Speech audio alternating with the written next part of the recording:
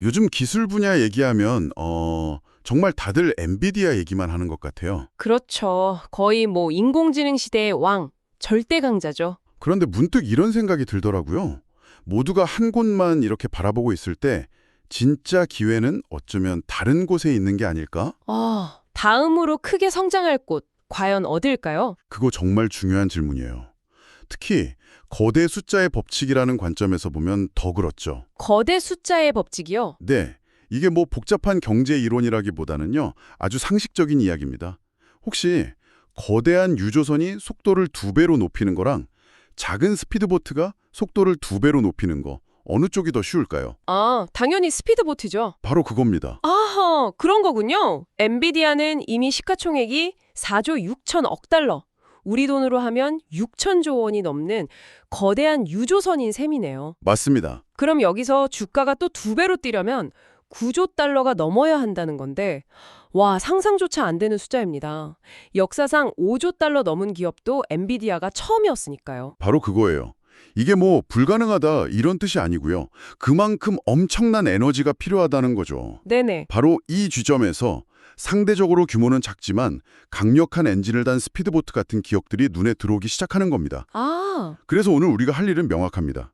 엔비디아라는 이 거대한 흐름 속에서 어쩌면 엔비디아보다 더 높은 성장률을 보여줄지 모를 각기 다른 전략을 가진 2개의 스피드보트를 한번 집중적으로 살펴보려고 합니다. 좋습니다. 첫 번째 스피드보트, 바로 마이크론이네요. 네, 사실 마이크론은 메모리 반도체 회사로 우리한테 아주 익숙한 이름이잖아요. 그렇죠. 다들 아시는 이름이죠. 그런데 이 회사가 AI 시대의 핵심 플레이어로 떠오르고 있다니 이건 좀 더 자세히 들여다봐야겠습니다. 맞습니다.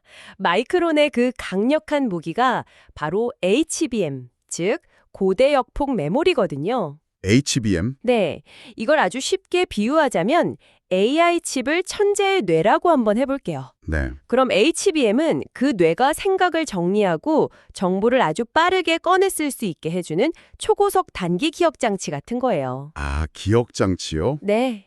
아무리 뇌가 좋아도 기억력이 따라주지 않으면 소용이 없겠죠. AI 데이터 센터에서는 이 HBM이 없으면 사실상 아무것도 할 수가 없습니다. AI의 두뇌를 보조하는 핵심 부품이라는 거군요. 그리고 마이크론이 이 시장의 빅3 중 하나고요. 맞습니다. 그런데 예전부터 메모리 산업은 경기를 엄청 타는 분야로 유명하지 않았나요? 좋을 땐 막 엄청 좋다가 네네. 안 좋을 땐 또 한없이 추락하는 그런 롤러코스터 같은 이미지가 있거든요. 정확히 보셨어요. 전통적으로 메모리 산업은 천국과 지옥을 오가는 분야로 악명이 높았죠. 그렇죠. 수요가 조금만 예측을 빗나가도요, 바로 공급 과잉으로 이어서서요, 방금 전까지 엄청난 흑자를 내던 회사가 순식간에 대규모 적자로 돌아서는 일이 정말 비일비재했습니다. 아, 이런 예측 불가능성 때문에 장기 투자자들이 좀 꺼려했던 거고요. 그런데 이제는 그 상황이 바뀌고 있다는 말씀이시죠? 네, 바로 인공지능 때문에 그 주기 자체가 흔들리고 있습니다. 아, 주기 자체가? 네.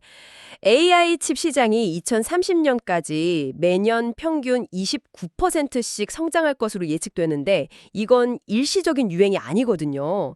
산업의 구조적인 변화인 거죠. 과거에는 뭐 PC나 스마트폰 같은 특정 기기 판매량에 따라 수요가 출렁였다면 이제는 클라우드, 자율주행, 신약 개발, 사회 전반에서 AI가 쓰이면서 메모리에 대한 수요가 마르지 않는 샘물처럼 꾸준하고 강력하게 밀려오고 있는 겁니다. 아하. 이 거대한 수요가 과거의 불안정한 사이클을 꽉 눌러주는 댐 역할을 하기 시작했다. 이런 거군요. 네, 바로 그겁니다. 와, 그 변화가 실적으로 나타나는 걸 보면 정말 놀랍습니다.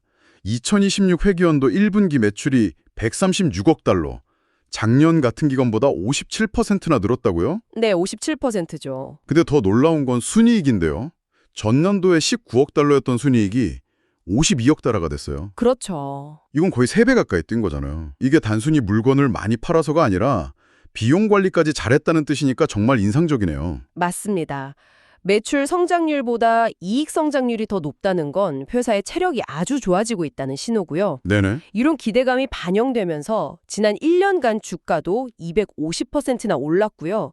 그런데 여기서 정말 흥미로운 지점이 나옵니다. 뭔가요? 바로 밸류에이션, 즉 기업 가치 평가입니다. 아, 밸류에이션. 보통 주가가 1년에 250% 올랐다고 하면 다들 거품 아니야, 너무 비싸 이렇게 생각하기 마련이잖아요. 그렇죠. 당연히 그렇게 생각하죠. 그런데 마이크론의 주가 수익 비율 PE를 보면 34배 수준입니다. 34배요. 네, 이게 어느 정도냐면 미국 시장의 우량 기업 500개를 모아놓은 S&P 500 지수의 평균 PE가 31배예요. 잠깐만요. 그게 말이 되나요? 250%나 폭등한 성장주가 시장 평균이랑 거의 똑같은 평가를 받고 있다는 거잖아요. 바로 그 점입니다. 그럼 시장의 마이크론의 성장을 일시적인 대박이 아니라 이제 이게 이 회사의 새로운 기본 체력이다. 이렇게 보고 있다는 신호로 해석할 수 있겠는데요. 정확합니다. 시장이 보내는 메시지는 바로 그거예요. 우리는 마이크론의 이런 폭발적인 성장이 앞으로도 계속될 거라고 믿는다. 그래서 지금 주가는 비싼 게 아니다. 물론 시장의 판단이 항상 옳은 건 아니지만 적어도 현재 시장은 그러니까 마이크론의 전략은 AI라는 골드러시 시대에 금을 캐는 곡괭이나 청바지를 파는 거군요. 비유가 아주 정확하시네요. 금광을 직접 차지하진 않더라도 이 골드러시가 계속되는 한 안정적으로 엄청난 돈을 벌 수 있는 그런 포지션. 맞습니다. 그렇다면 이 금광의 주인 엔비디아에게 정면으로 도전장을 내민 경쟁자는 없을까요? 바로 그 지점에서 두 번째 스피드보트 AMD의 이야기가 시작됩니다. 아, AMD. 네, AMD는 엔비디아와 같은 경쟁에서 같은 규칙으로 정면 승부를 택한 회사죠.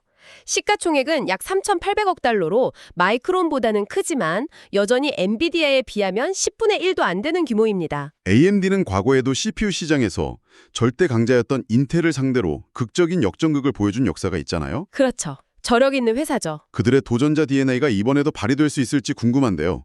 그 비장의 무기가 바로 차세대 AI 가속기 MI450. 맞습니다.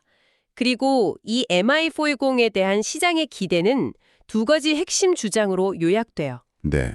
첫째, 성능 면에서 엔비디아의 차세대 플랫폼인 베라 루빈을 능가할 수 있다. 그리고 둘째, 가격은 엔비디아 제품보다 훨씬 저렴하다. 잠깐만요. 엔비디아 킬러라는 제품은 거의 매년 나오는 것 같아요. 그렇죠.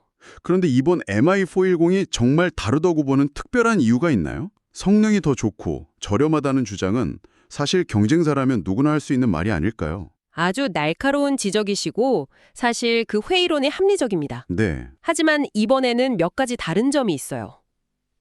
첫째는 시장의 분위기입니다.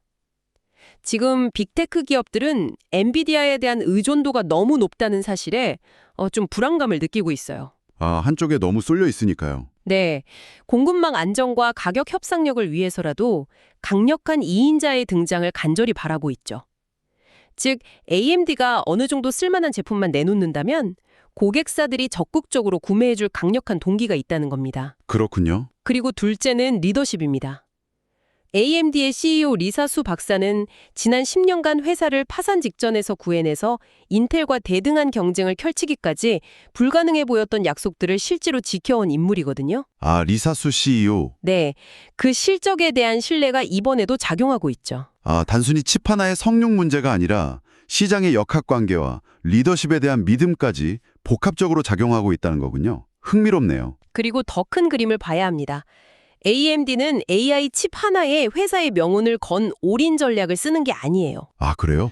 네, 이미 PC 프로세서, 게임 콘솔 칩, 임베디드 시스템 같은 다른 사업 부문에서 아주 탄탄한 기반을 갖추고 있습니다. 그리고 이 부문들의 실적이 최근 눈에 띄게 개선되고 있어요. 이건 마치 튼튼한 허리 근육을 가진 복서와 같아요. 안정적인 기반이 있으니 AI라는 새로운 분야에서 더 과감하고 강력한 펀치를 날릴 수 있는 여력이 생기는 거죠. 그 자신감이 재무 성과에서도 드러나는 것 같습니다.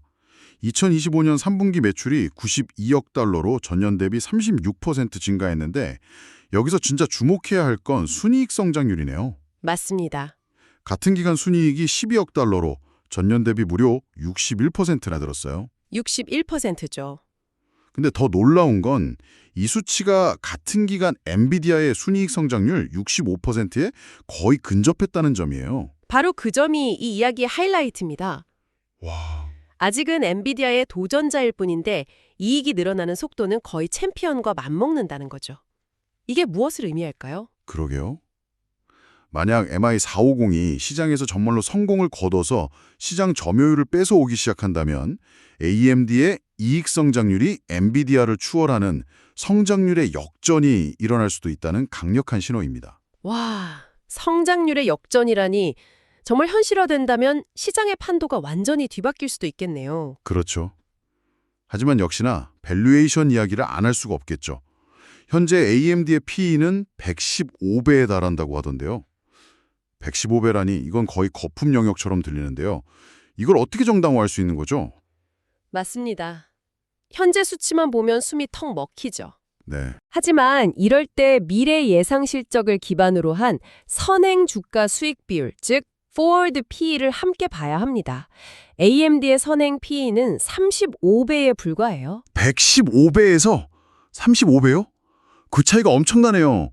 도대체 이게 무슨 의미인가요? 이 엄청난 차이를 이해하기 쉽게 제가 식당 비율을 한번 들어볼게요. 네, 좋습니다. 작년에 1억 원을 번 동네 작은 식당을 제가 115억 원에 인수한다고 하면 다들 저를 미쳤다고 하겠죠. PE가 115배니까요. 네, 당연하죠. 하지만 내년에 이 식당이 전국에 프랜차이즈 100개를 열어서 33억 원을 번 게 확실하다면요. 그러면 115억 원이라는 가격이 갑자기 아주 합리적으로 보이기 시작합니다. 포워드 PE가 35배 정도로 뚝 떨어지니까요. 아하. 그러니까 시장은 지금의 AMD를 보는 게 아니라 내년에 전국구 프랜차이즈가 될 AMD를 보고 가격을 매기고 있다는 거군요. 정확합니다. 현재 PE 115배와 선행 PE 35배 사이에 이 거대한 간극은요. 월스트리트 분석가들이 앞으로 AMD의 이익이 말 그대로 폭발적으로 증가해서 현재의 높은 밸류에이션을 아주 빠르게 정상 수준으로 되돌릴 거라고 기대하고 있다는 뜻입니다. 와. 미래의 엄청난 성공에 대한 시장의 강한 믿음이 현재 주가에 고스란히 반영된 거죠. 물론 그 기대에 미치지 못하면 주가는 크게 흔들릴 수 있는 양날의 검이기도 하고요. 자, 오늘 정말 흥미로운 두 기업을 깊게 파봤습니다. 이 모든 내용이 결국 우리에게 무엇을 말해주고 있을까요? 엔비디아를 넘어설 잠재력을 가진 두 가지 전혀 다른 전략을 본 것 같아요. 네, 하나는 HBM이라는 필수 부품 시장의 거대한 파도를 타는 마이크론. 그렇죠. 다른 하나는 더 저렴하고 강력한 제품으로 챔피언에게 정면 승부를 거는 도전자 AMD. 핵심을 정리하자면 이렇습니다. 오늘 이야기가 엔비디아가 나쁜 투자처라는 의미는 결코 아닙니다. 물론이죠. 다만 규모의 역학을 이해하는 것이 중요하다는 거죠. 인공지능처럼 폭발적으로 성장하는 시장에서는 마이크론 같은 핵심 장비 공급자나 AMD 같은 야심찬 후발주자가 더 작은 시작점에서 출발하기 때문에 오히려 절대적인 성장률 면에서는 더 가파른 궤도를 그릴 수 있다는 점을 시사하는 겁니다. 4조 달러짜리 유조선이 8조 달러가 되는 것보다 3천억 달러짜리 스피드보트가 6천억 달러가 되는 것이 상대적으로 더 쉬울 수 있다는 원리죠. 정말 중요한 관점이네요. 거인의 발걸음보다 빠른 단거리 주자의 속도에 주목해야 한다는 말씀이시군요. 네. 오늘 우리는 하드웨어 경쟁자들에 대해 집중적으로 이야기했는데요.